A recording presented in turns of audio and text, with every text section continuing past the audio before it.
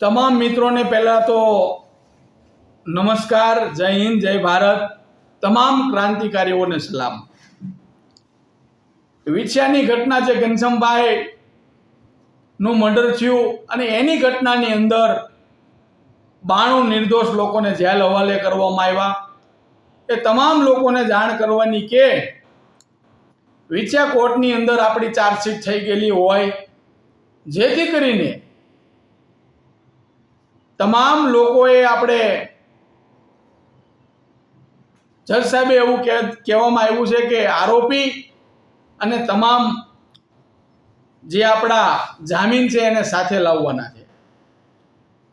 અને આ સંપૂર્ણ કેસને આપણે કઈ રીતે હેન્ડલ કરવો, કયા વકીલ રાખવા, એની ચર્ચા વિચારણા માટે અને કઈ તારીખે આપણે બધા લોકોને કોર્ટની અંદર જવું એવું ડિસિઝન લેવા માટે અને આ નિર્દોષ લોકોને આની અંદરથી કઈ રીતે છોડાવવા આ કેસની અંદરથી એની ચર્ચા વિચારણા કરવા માટે કાલે તારીખ 6/7/2025 રોજ રવિવારે 2 કલાકે કોળી સમાજની વાડી, બોટાદ રોડ, રામદેવ હોટલની બાજુમાં રાખેલી છે મીટિંગ.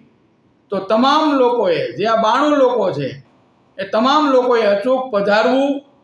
ત્યાં આપણા વકીલો પણ હાજર રહેવાના છે, આગેવાનો પણ હાજર રહેવાના છે, જે આપણને માર્ગદર્શન આપશે કે ખરેખર તમારી સાથે અન્યાય થયો છે તો આ રીતની લડાઈ લડવી.